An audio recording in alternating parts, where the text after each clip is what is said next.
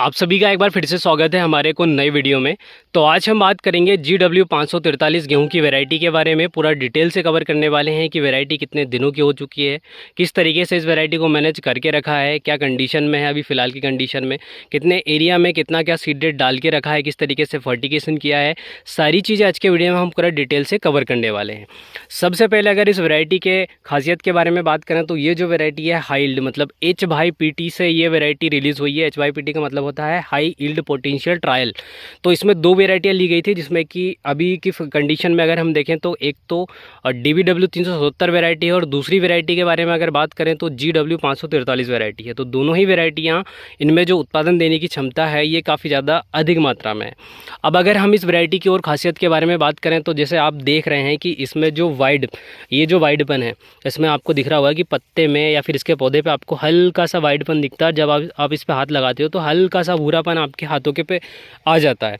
तो इसमें क्या है कि इस वैरायटी में बेक्स की जो मात्रा है ये काफ़ी ज़्यादा अधिक है, और बेक्स की मात्रा जिस वैरायटी में अधिक मात्रा में रहती है उसमें हीट को सहन करने की कैपेबिलिटी अधिक मात्रा में रहती है।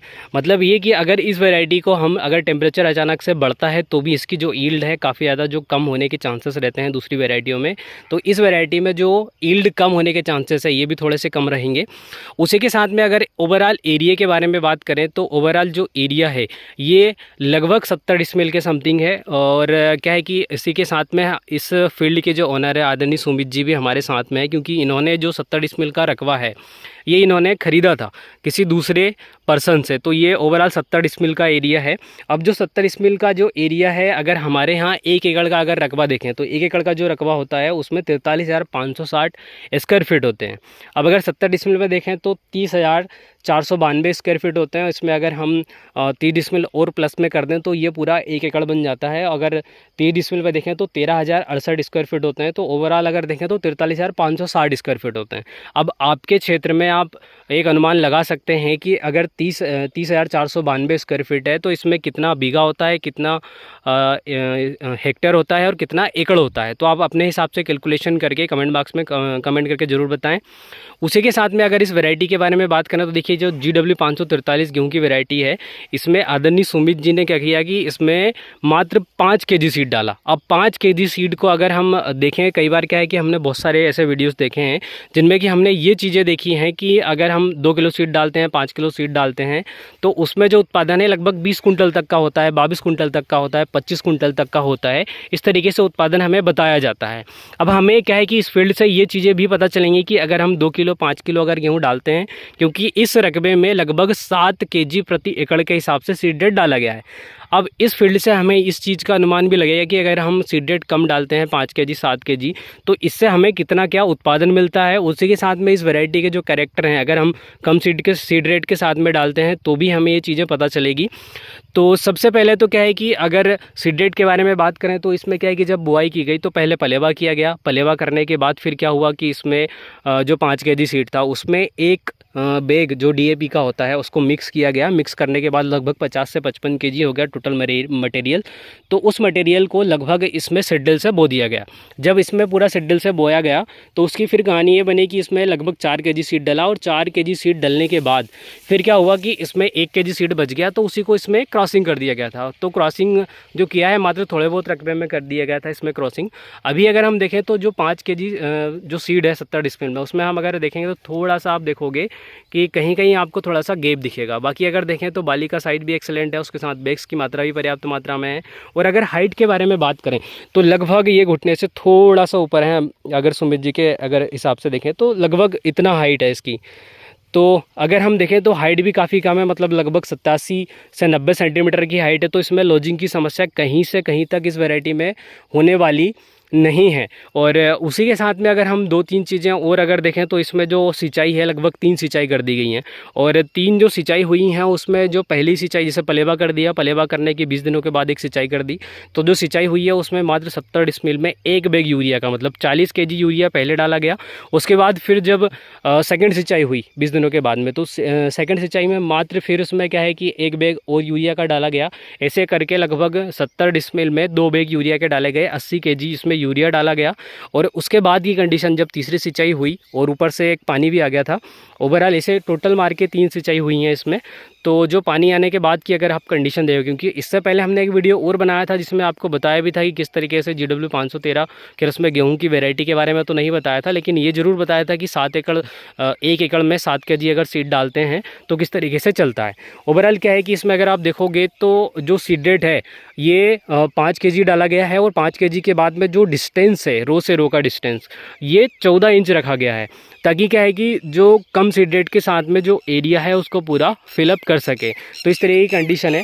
अब अगर हम टिलर गिने तो सुमित जी, आपने जो टिलर की कैपेसिटी इस वैरायटी में देखी है, लगभग आपने कितनी इसमें टिलर देखे हैं कि कितने टिलर तक इस वैरायटी में निकल जाते हैं? अपन ने 5 kg इसी कारण से रखा था ताकि खेत का भराव क्षमता अच्छी है इसके अंदर। हाँ, टिल्डिंग कैपेसिटी अच्छी है, लगभग 50 कल्ले तक इसके अंदर है। हाँ, और पत्ती का साइज भी अच्छा है। हाँ, तो उस कारण से आप अगर थोड़ा दूर से देखोगे तो ये 5 kg सीटी इतना लगता है उनने कहा यार खेत भरा हुआ है पूरा हाँ, प्रॉपर। हाँ। अब अगर 5 kg सीड भैया अगर हम डाल देते, मान लीजिए कि अगर हम डाल देते 5 kg सीड, तो पिताजी ये बोलते कि भैया ये काम करो, ये तुम खेती बाड़ी बंद करो और कहीं दूसरी जगह जाओ और उसके बाद फिर काम करो, क्योंकि 5 किलो अगर कोई सीड डाले तो ये क्या है कि एक बहुत ज़्यादा जिनको थोड़ा सा आइडिया है, जैसे आपने थोड़ा सा एक ये सोचा कि नहीं यार, जैसे 20 kg या 40 kg तक तो हमने देखा है, जैसे 40 kg सीड तक तो, पर 5 kg आपके माइंड में कैसे आया कि जो 5 kg सीड है उसको हम 70 डिसमिल तक डाल दें? क्या है, हमारे यहाँ पे भी लगभग गेहूं का जो बुआई होती है वो अधिकतर 1 कुंटल एकड़ ही होती है। हाँ, पर ये क्या है, नई वैरायटी थी। हाँ, बड़ी मुश्किल से मिलती है। हाँ, सीड रेट बढ़ाने के लिए हमने इसको थोड़ा सा एरिया ज़्यादा कवर हाँ, करने की कोशिश करी है। हाँ, इसीलिए हमने 14 इंच पे लगा के और 70 डिसमिल, ये प्रॉपर खेत भी हमारा लगभग इतने था कि इसमें लगभग पुर जाए वो लगभग हाँ, 5 हाँ, kg। हाँ। तो कोशिश करी कि इस रकबे में पूरा हो जाए। अब अगर हम टिलर देखें कि इसमें कितने क्या टिलर हैं, तो अभी देखिए हम टिलर देख लेते हैं इसमें। जैसे ये एक गोड़ है, तो ये एक गोड़ है, तो इसमें अगर हम टिलर की संख्या गिने, क्योंकि क्या है कि अगर हम इस तरीके से सीड रेट रखते हैं कि काफ़ी ज़्यादा दूर सीड रेट रखते हैं, वैसे अगर देखें तो गेहूं में अगर 6 टिलर निकलते हैं तो उस वैरायटी में उत्पादन देने की कैपेबिलिटी लगभग पर्याप्त मात्रा में होती है, अगर हम कम सीड रेट रखते हैं तो। अगर यहाँ पे अगर हम देखें जो कल्लों की संख्या है, यहाँ पर 1 2 3 4 5 6 7 8 9 10 11 12 13 14 15 के बाद 16 17 18 19 20 21 22 23 24 25 तो इधर की साइड टिलर हैं। और भी हम आपको टिलर दिखा देते हैं, ऐसा ही नहीं कि एक ही जगह से हम आपको टिलर गिनाते हैं। और इस साइड अगर हम टिलर गिने तो इसमें कितने टिलर हैं आप गिनिए? 1 2 3 4 5 6 7 8 9 10 11 12 13 14 15 16 17 18 19 20 21 22 23 24 25 26 27 28 29 30 31 32 33 34 34 के लगभग इसमें टिलर है। अब टिलर जो निकले हुए हैं इसमें अगर हम देखें कि बाली कितनों में है, खैर थोड़ा सा नुकसान तो हुआ है। अब अगर हम देखें तो एक इसमें बाली है, 1 2 3 4 5 6 टिलर में इसमें भी बाली निकलने वाली है। उसके बाद फिर 7 इसमें भी बाली निकल चुकी है, 8 इसमें भी निकलने वाली है, 9 उसके बाद फिर 10 उसके बाद फिर इसमें भी निकलने वाली है, 11 12 उसके बाद फिर 13 इसमें भी निकलने वाली है, उसके बाद फिर 14 इसमें भी बाली निकलने वाली है, इसके बाद फिर इसमें भी बाली निकल चुकी है, 15 16 17 18 उसके बाद फिर इसमें भी निकलने वाली है ये 19 20 21 22 इसमें भी निकलने वाली है, 23 24 25 26 उसके बाद जो छोटे टिलर हैं इनमें भी कुछ समय के बाद निकलेगी जब पानी और आ जाएगा। तो मतलब इसमें देखें तो जो बाकी अगर हम किसी भी वैरायटी में देखते हैं तो उसमें अगर टिलर निकालने की कैपेसिटी अधिक है, लेकिन उन टिलर जो जितने भी टिलर निकले हैं सभी टिलर का बालियों में कन्वर्ट होना ये डिपेंड करता है कि उस वैरायटी में जो दाने भरने की या फिर उत्पादन देने की कैपेबिलिटी कितनी ज़्यादा है। अभी अगर हम देखें तो ये इस समथिंग अगर हम देखें तो इस साइज़ में इसके बाली का साइज़ है। अब अगर हम इसकी एक बाली में स्पाइटलेट अगर देखते हैं तो 1 2 3 4 5 6 7 8 9 10 11 के समथिंग इस साइड है स्पाइटलेट, और इस साइड अगर देखें तो 1 2 3 4 5 6 7 8 9 10 11।